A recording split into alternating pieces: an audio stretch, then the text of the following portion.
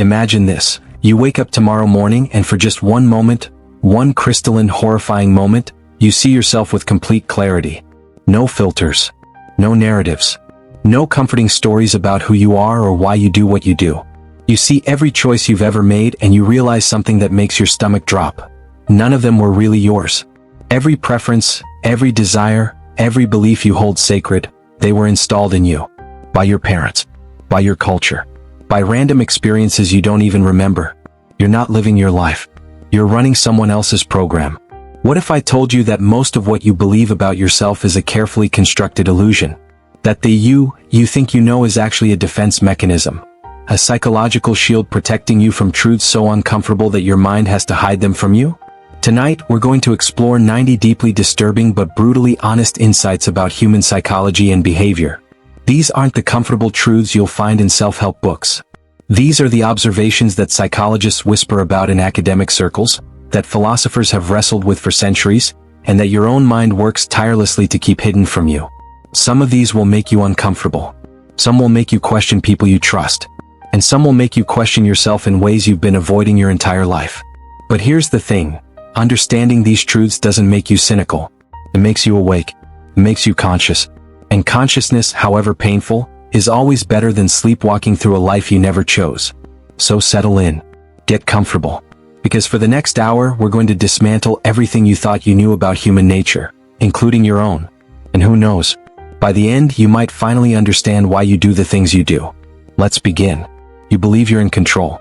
That's the foundational lie your brain tells you every single day. You wake up and decide what to eat for breakfast. You choose your clothes.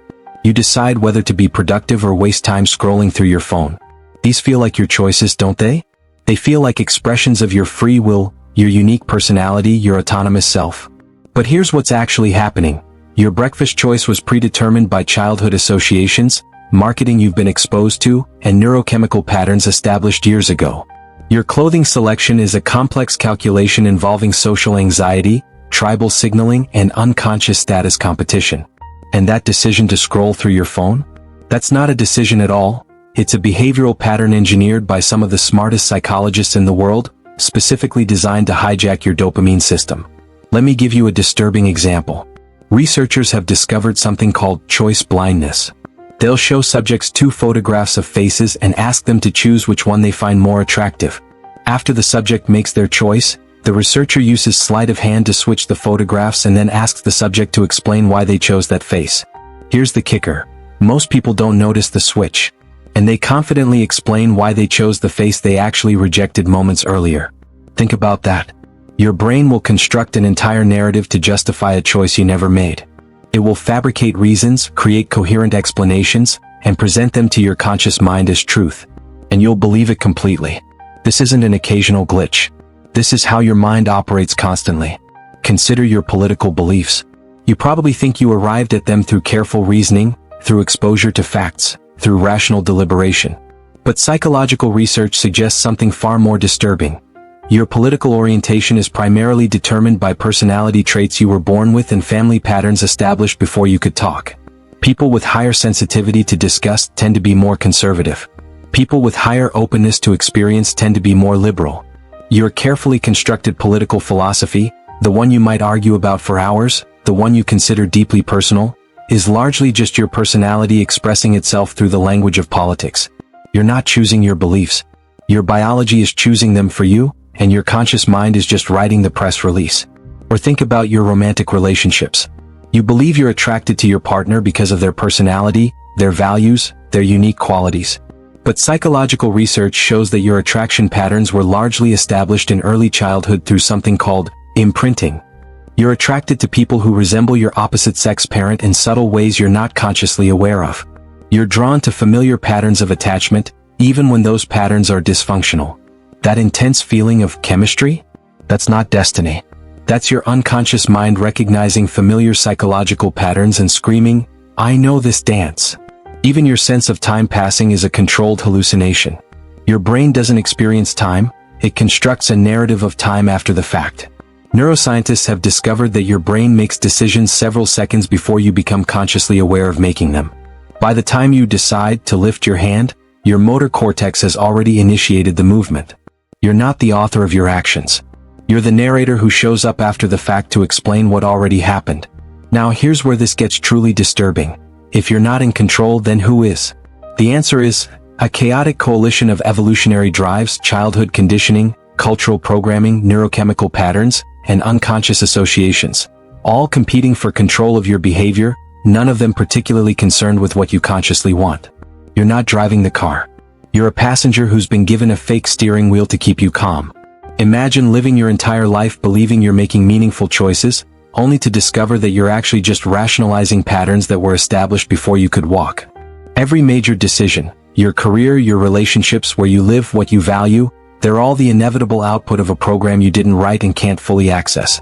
Some philosophers call this determinism. Psychologists call it unconscious processing. But whatever you call it, the implication is the same. The autonomous self you believe yourself to be is, at best, a simplification. At worst, it's a complete fiction. And your brain works very hard to maintain that fiction. Because the alternative, accepting that you're not in control, is psychologically devastating. It threatens the entire foundation of your identity. So your mind constructs elaborate justifications. It creates the feeling of agency even when no real agency exists. It tells you stories about yourself that feel true, that feel meaningful, that feel like you. But underneath those stories, the machinery grinds on, unconscious, automatic, indifferent to your conscious experience. The question is, can you live with that knowledge? Can you accept that you're not the author of your life, but rather a character becoming aware of the narrative for the first time? Or is that truth too disturbing to integrate? Here's a question that might haunt you. Who are you when no one's watching? No, really? Who is the you that exists when there's no audience, no social consequences, no need to perform? Can you even answer that question? Because here's the disturbing truth. You might not have a real self at all. Carl Jung called it the persona, the social mask we wear to navigate society. But he discovered something unsettling. For many people, the mask isn't covering anything. It is the person. Remove the mask and there's just nothing. An empty space. A void. Think about how your personality shifts depending on context. You're one person with your parents, another with your friends, another with your romantic partner, and another entirely with your coworkers. Each version feels authentic in the moment, but which one is the real you? The disturbing answer might be, none of them, or all of them. Because the real you might just be this chameleon-like entity that shifts and adapts based on social context, with no stable core underneath. Psychologists call this code switching, but it's deeper than just changing your communication style. Your actual personality, your values, your opinions, your emotional responses, they're all contextually dependent. You're literally a different person depending on who you're with. And here's where it gets darker. You need other people to exist. Not in the warm, fuzzy humans or social creatures way. In a much more disturbing way. Your sense of self is constructed through social reflection. You know who you are because other people treat you a certain way, respond to you in predictable patterns, and reflect an image back to you. Without that reflection, your sense of identity begins to dissolve. This is why solitary confinement is considered torture. It's not just loneliness, it's identity dissolution. Without social interaction, people start to lose their sense of self.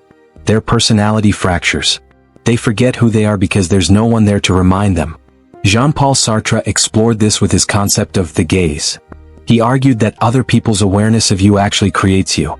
When someone looks at you, they're not just observing a pre-existing person, they're actively constructing you through their perception. And you can feel this, can't you? You walk into a room and you're immediately aware of how people are seeing you. Are they judging you? Admiring you? Ignoring you? And depending on what you perceive, your entire sense of self shifts. You become more confident or more anxious, more outgoing or more withdrawn. Not because anything inside you changed, but because the social gaze changed. You are, in a very real sense, held hostage by other people's perceptions. Now let's add another layer. Most of your personality is performance designed to avoid social punishment. Think about politeness. You say please and thank you, not because you're inherently courteous, but because social conditioning has made rudeness painful to you. The discomfort you feel when breaking social norms isn't moral, it's trained anxiety. Or consider your opinions on controversial topics. How many of them are truly yours, and how many are just positions you've adopted because they're socially acceptable in your peer group? What happens when you're around people with different beliefs? Do your convictions stay firm, or do you find yourself softening, hedging, avoiding conflict? Most people are terrified of social exclusion at such a deep level that they'll compromise almost any principle to avoid it. And they'll do it unconsciously, automatically, while telling themselves they're being reasonable or open-minded. You're not being reasonable. You're being obedient. Here's an even more disturbing insight. Your authentic self might be the most carefully constructed performance of all. Think about people who pride themselves on being real or telling it like it is. They've simply chosen a different mask, the mask of authenticity. They perform nonconformity in highly predictable, socially recognizable ways. They've traded conventional social approval for subcultural approval, but they're still dependent on external validation. True authenticity, if such a thing even exists, would be terrifying. It would mean expressing thoughts and desires with no concern for social consequences. It would mean behaving according to your actual impulses, not the curated version you present to the world. And if you did that, if you truly dropped all social performance, you'd be ostracized immediately. Because the real you, the unfiltered, unedited you, is probably unacceptable to society. Maybe even unacceptable to yourself. This creates an impossible situation. You need social connection to maintain your identity, but social connection requires you to hide your actual thoughts and feelings. You need the mask to survive, but the mask prevents you from ever knowing who you truly are. So you live in this strange middle ground, not fully yourself, not fully a performance, but some uncomfortable hybrid that satisfies neither your need for authenticity nor your need for social belonging. And the worst part? You can't escape it. Even if you retreat from society, you carry the social conditioning with you. Your inner critic is just internalized social judgment. Your sense of shame is just social rules you've absorbed. Even alone, you're being watched by the internalized version of everyone who's ever judged you. There is no escape from the gaze. There is no purely authentic self, free from social construction. You are, fundamentally, a social creation. And that creation is held together by constant performance, constant anxiety, and constant fear of being exposed as the uncertain, inconsistent, socially dependent creature you actually are. Sweet dreams. Your brain is lying to you right now. And it's been lying to you your entire life. Not occasionally. Not in moments of stress. Constantly. Your perception of reality is so heavily filtered, distorted, and manipulated by unconscious cognitive processes that calling it reality is generous. You're not experiencing the world. You're experiencing your brain's interpretation of selected data, filtered through evolutionary biases that have nothing to do with truth and everything to do with survival and social status. Let's start with memory, something you probably trust implicitly. You remember your childhood, right? Important events, formative experiences, the things that made you who you are. Except here's the problem. Those memories are fiction. Not completely, but substantially. Every time you recall a memory, your brain rewrites it slightly. It adds details that seem consistent. It removes contradictions. It adjusts the emotional tone to fit your current narrative about yourself. Psychologist Elizabeth Loftus has spent decades demonstrating how easy it is to implant completely false memories. In her experiments, she's convinced people they were lost in a shopping mall as children, that they met Bugs Bunny at Disneyland. Impossible. Bugs Bunny is a Warner Brothers character. Even that they committed crimes they never committed. Your memory isn't a recording. It's a reconstruction. And each reconstruction is corrupted by your current beliefs, desires, and biases. That traumatic childhood event that shaped your personality? It might have happened completely differently than you remember. That moment of triumph you're so proud of? Your brain has probably enhanced it. That person who wronged you and motivated your entire life trajectory? They might not remember the incident at all because from their perspective, it was insignificant. You're building your entire identity on a foundation of creative fiction. But memory distortion is just the beginning. Let's talk about confirmation bias, the tendency to seek out and remember information that confirms what you already believe while ignoring contradictory evidence. You do this constantly. When you research a topic online, you unconsciously click on articles that support your position. When someone presents evidence against your beliefs, you scrutinize it aggressively while accepting supporting evidence with minimal skepticism. When you remember past events, you selectively recall instances that confirm your current worldview. This isn't a deliberate choice. This is your brain's automatic operating system. It's designed to maintain cognitive consistency, not to pursue truth. Here's a horrifying example. Studies show that intelligent people are more susceptible to confirmation bias, not less. Why? Because they're better at constructing sophisticated justifications for what they already believe. Their intelligence doesn't make them more objective. It makes them better at rationalization. So all that critical thinking you're so proud of? It's probably just more elaborate self-deception. Then there's something psychologists call the fundamental attribution error. When you do something wrong, you blame circumstances. When someone else does something wrong, you blame their character. You cut someone off in traffic because you're stressed and running late, circumstantial. Someone cuts you off? They're an asshole, character flaw. You fail at a project because the timeline was unrealistic and you didn't have proper resources, circumstantial. Your coworker fails? They're incompetent, character flaw. You see the pattern? You have an elaborate, nuanced understanding of your own behavior, full of context and justification. But you reduce everyone else to simple character judgments. You're the protagonist in your own story, complex, morally nuanced, doing your best. Everyone else is a supporting character, simple, one-dimensional, defined by their most recent action. This is why you think you're more ethical than you actually are. When you compromise your values, you have a whole narrative about extenuating circumstances. When others compromise their values, you just see their failure. Let's go deeper, the Dunning-Kruger effect. People with low competence in a domain massively overestimate their abilities, while experts underestimate theirs. This means the less you know about something, the more confident you are.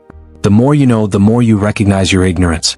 So that strong opinion you have about economics or geopolitics, or how society should be structured, the confidence you feel is probably inversely proportional to your actual understanding.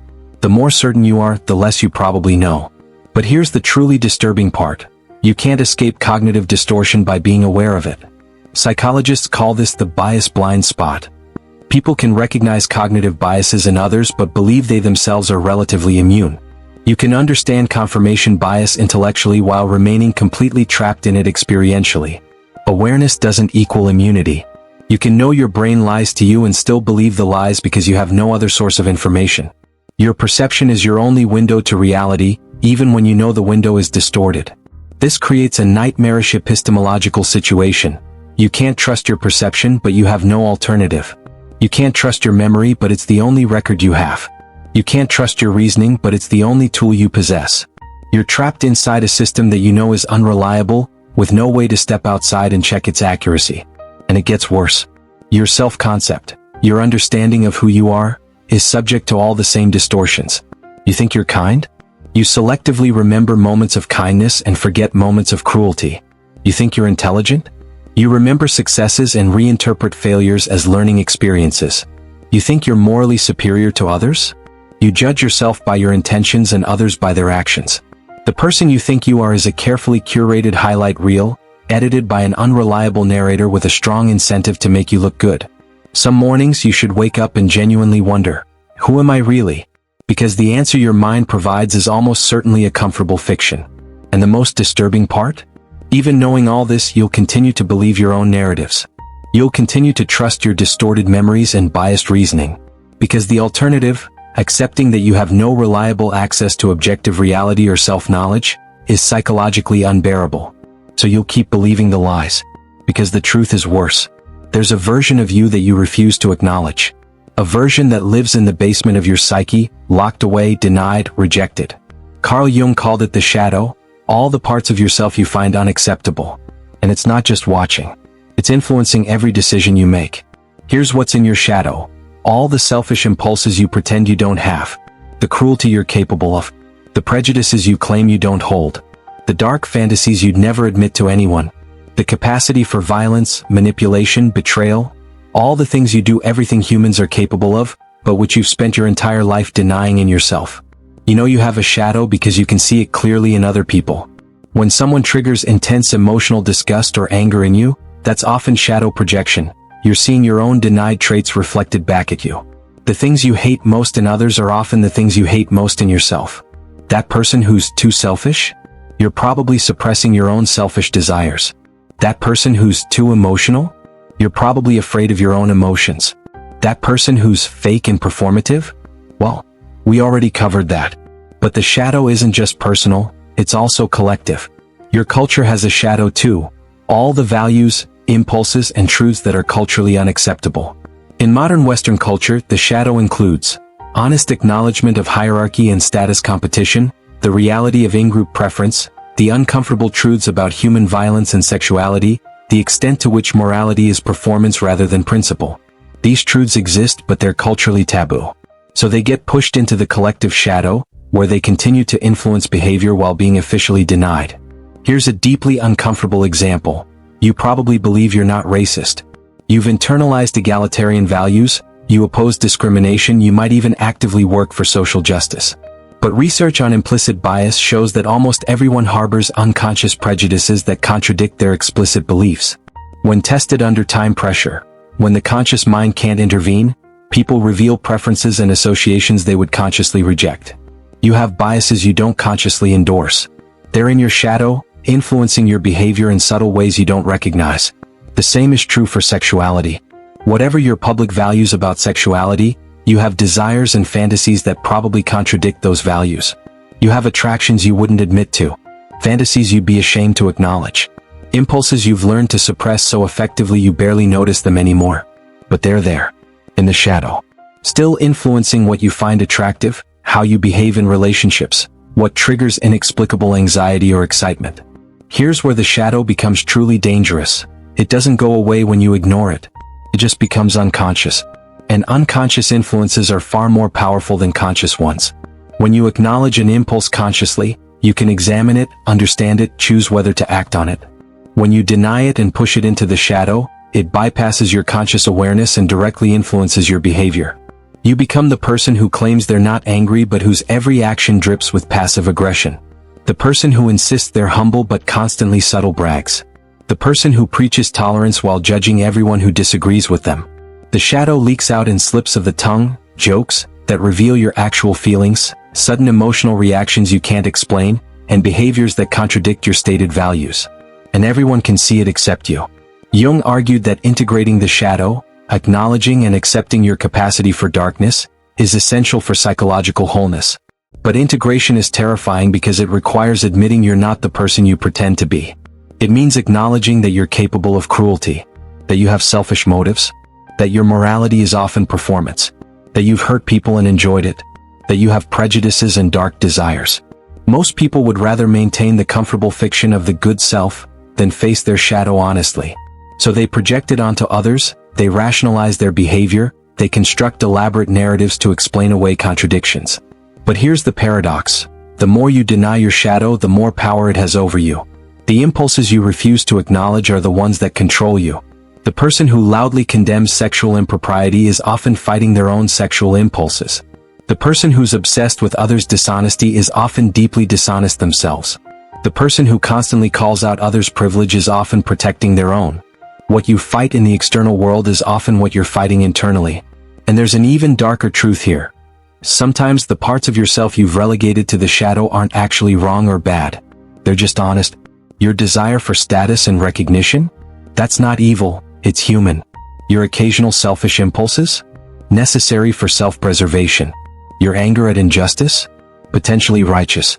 But because you've been taught these impulses are unacceptable, you've shoved them into the shadow. And now they express themselves in distorted, unhealthy ways. The anger you can't acknowledge becomes depression or passive aggression. The status-seeking you deny becomes subtle one-upmanship and comparison. The selfishness you reject becomes martyr complex and resentment. You've taken normal human impulses and made them pathological through denial. So what happens if you actually look at your shadow? If you honestly acknowledge the parts of yourself you've spent your life running from? At first it's horrifying. You see your capacity for cruelty, your selfishness, your prejudices, your darkness. You realize you're not the good person you thought you were. But then something interesting happens. Once you acknowledge these parts of yourself, they lose their unconscious power. You can see them clearly. You can choose how to respond to them. You're no longer controlled by denied impulses. Integration doesn't mean acting on every dark impulse. It means acknowledging them honestly, understanding them, and consciously choosing your behavior instead of being unconsciously driven. But most people will never do this work. It's too uncomfortable. The ego is too invested in the fiction of the good self. So they'll continue projecting their shadow onto others, continue being controlled by denied impulses, continue living a partial, fractured existence. And they'll never understand why they feel so incomplete. You're going to die.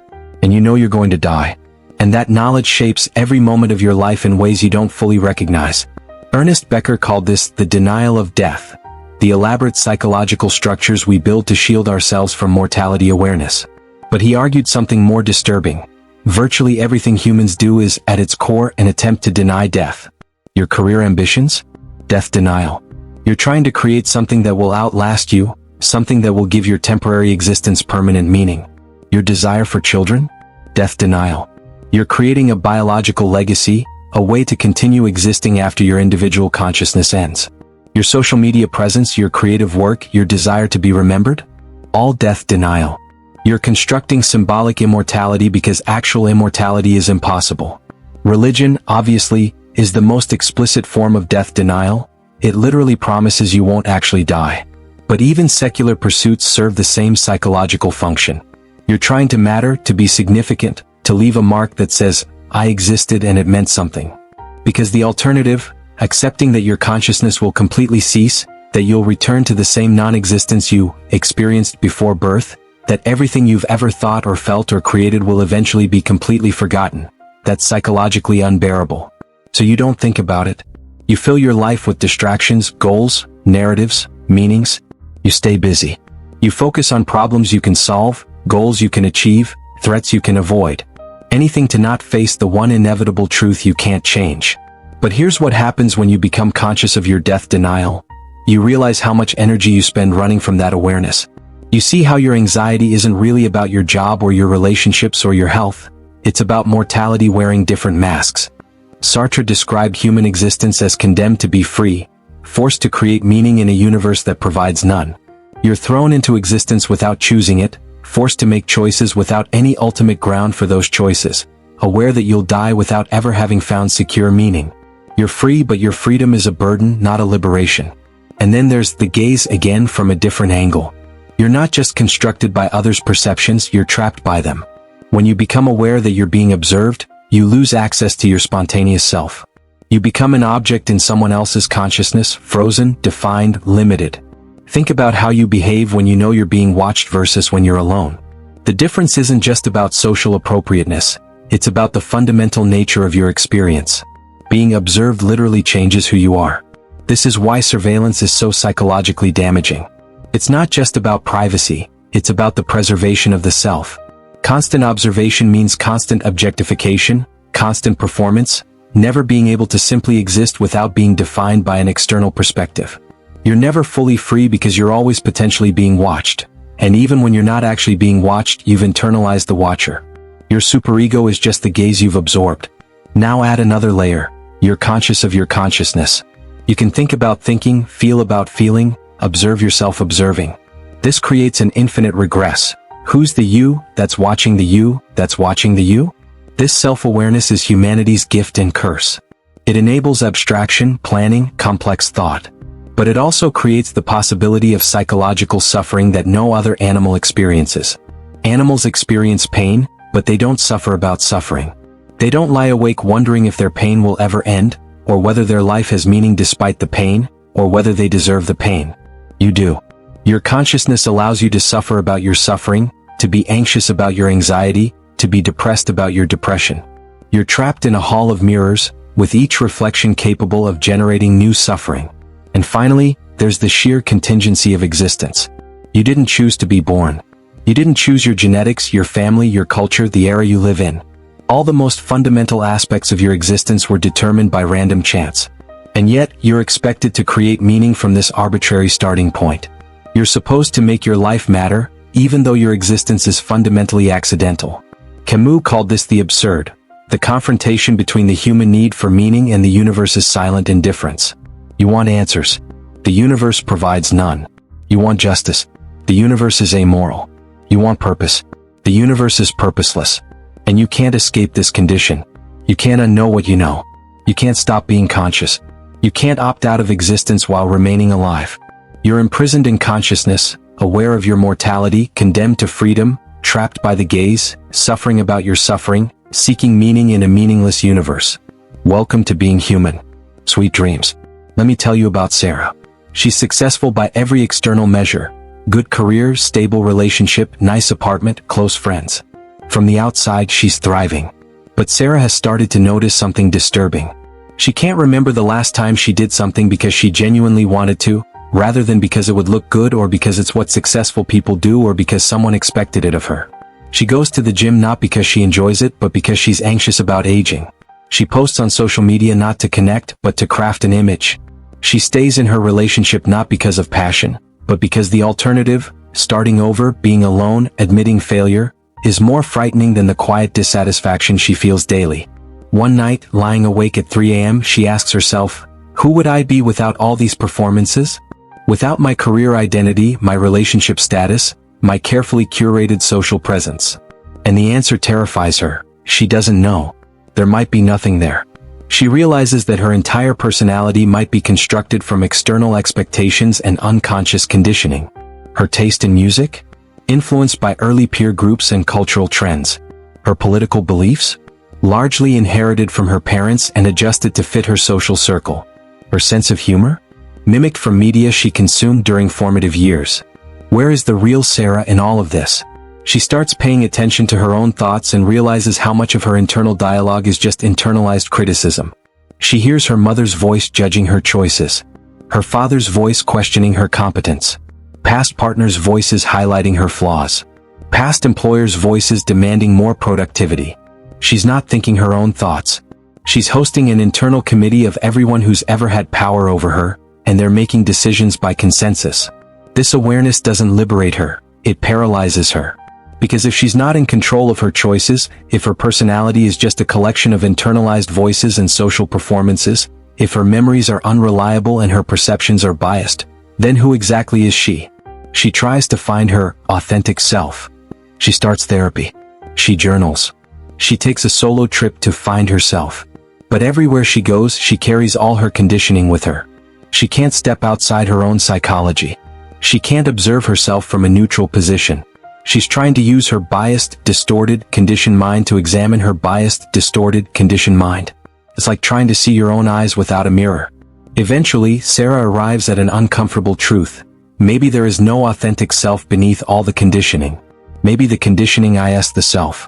Maybe she's not a diamond covered in dirt. Maybe she's made entirely of dirt and the search for the diamond is futile. This could be depressing. But Sarah finds it oddly liberating. If there's no real self to be faithful to, then she's free to construct whatever self she chooses. If all identity is performance anyway, she can at least perform something she finds interesting. She starts making different choices, not because they're authentic, but because they lead toward experiences she genuinely wants, even if she can't fully explain why she wants them. She stops trying to figure out if her desires are really hers, and just acknowledges them as real enough in the present moment. She accepts that she'll never escape the gaze, the conditioning, the cognitive distortions, the unconscious influences. But she can at least become more conscious of them. She can watch the machinery of her mind operate, even if she can't fully control it. Is Sarah enlightened now? No. She still experiences all the same existential anxieties, social pressures, cognitive biases, and unconscious drives as before. But she's awake to them. She sees them operating. And somehow, that awareness, even without the power to completely change the patterns, creates a tiny bit of space. Room to breathe. Room to choose even if the choice is limited and constrained. She's still imprisoned in consciousness, but at least now she can see the bars. And weirdly, seeing the bars makes the prison slightly more bearable. Maybe that's all we can hope for. Not escape, not transcendence, not enlightenment. Just a clearer view of our constraints. Just enough consciousness to recognize the patterns, even if we can't fully break them. It's not much, but it's something. And something is better than nothing. So where does all this leave you? You've learned that your choices aren't fully your own. That your identity is largely social performance. That your memories are unreliable, your reasoning is biased, and your self-concept is fiction. That you have a shadow self you refuse to acknowledge. That you're imprisoned in consciousness, running from death, trapped by the gaze, seeking meaning in a meaningless universe. Cheerful stuff, right? But here's the question that really matters. What do you do with this knowledge? One option is to become cynical. To decide that if everything is conditioned and nothing is authentic and all meaning is constructed, then nothing really matters. You could embrace nihilism, the belief that existence has no inherent meaning, purpose, or value. Many people do. They become bitter, disconnected, emotionally numb. They see through the game and decide it's not worth playing. But there's another option, one that's harder but more interesting. You could accept all of these uncomfortable truths and still choose to engage fully with life. Not because there's some cosmic meaning you've discovered, but because engagement itself is more interesting than withdrawal. You could acknowledge that your choices are constrained by unconscious forces and still take responsibility for your behavior. Because regardless of whether you have absolute free will, you're still the locus of decision-making in your life. You could accept that your identity is constructed and still care about what kind of person you become. Because even if the self is a fiction, you're stuck with this particular fiction for your entire life, so you might as well make it an interesting one. You could recognize that you're running from death and decide that the denial itself is beautiful, that the human impulse to create meaning in a meaningless universe is the most profound thing about us. You could integrate your shadow, not to become pure or good, but to become whole. To stop being controlled by denied impulses and instead consciously choose your path. This isn't optimism. It's not positive thinking or self-help platitudes. It's something more nuanced, the acceptance that existence is inherently absurd, often painful, fundamentally uncertain, and the decision to find that condition fascinating rather than depressing. Camus said the only serious philosophical question is whether to commit suicide, whether life is worth living given its inherent meaninglessness. He concluded that it is, not because he found cosmic meaning, but because he found the struggle itself worthwhile. The same might be true for psychological enlightenment. The question isn't whether you can escape all conditioning, achieve perfect authenticity, or transcend your human limitations. You can't. The question is whether you can become conscious of your constraints and find that consciousness valuable in itself. Can you live knowing you're not fully in control? Can you maintain relationships knowing they're partially performance? Can you pursue goals knowing you'll die and be forgotten? Can you create meaning knowing it's constructed? The honest answer might determine the quality of your entire life. Because here's the final, most disturbing truth. You're going to live with your own mind for every moment of your remaining existence. You're trapped in there, with your biases, your shadow, your conditioning, your existential anxiety, your cognitive distortions. The only question is whether you're going to be conscious of what's happening in there, or whether you're going to sleepwalk through the whole thing. One option is more comfortable. The other is more true. Which do you choose? We've covered a lot of disturbing ground tonight. And if you're feeling uncomfortable right now, that's appropriate. This isn't the kind of information that should make you feel good. But discomfort isn't the same as despair. And awareness isn't the same as hopelessness. The insights we've explored, about control, identity, cognitive distortion, the shadow, existential imprisonment, they're not meant to break you. They're meant to wake you up. Most people live their entire lives on autopilot, never questioning their conditioning, never examining their biases, never integrating their shadow, never confronting their mortality. They sleepwalk from birth to death, experiencing consciousness without ever being truly conscious. And there's nothing wrong with that, necessarily. Ignorance can be comfortable. Unconsciousness can be peaceful. But if you're still listening to this, you're probably not built for comfortable ignorance. You're probably the kind of person who would rather have uncomfortable truth than comforting lies. And that's both a gift and a curse. The gift is that you get to experience reality with more depth, more nuance, more clarity than most people ever will. You get to see the machinery operating beneath the surface. You get to understand yourself and others at a level that's inaccessible to those who refuse to look. The curse is that you can't unsee what you've seen. You can't go back to unconscious living. Once you're awake, and consciousness is a permanent condition. So what now? Now you integrate. You sit with these truths. You examine your own mind with honesty. You notice when your conditioning is driving your behavior. You catch yourself rationalizing. You acknowledge your shadow. You accept your mortality. You recognize your lack of ultimate control. And then, and this is the important part, you live anyway. You make choices even without absolute free will. You build relationships even knowing they're partly performance. You pursue goals even knowing you'll die. You create meaning even knowing it's constructed. Because what's the alternative? Paralysis? Withdrawal? Cynical detachment? Those aren't escapes from the human condition. They're just different expressions of it. You're human. You're conscious. You're mortal. You're constrained. You're imperfect. And somehow you have to build a life inside those constraints. The 90 insights we've touched on tonight aren't meant to destroy your worldview. They're meant to refine it.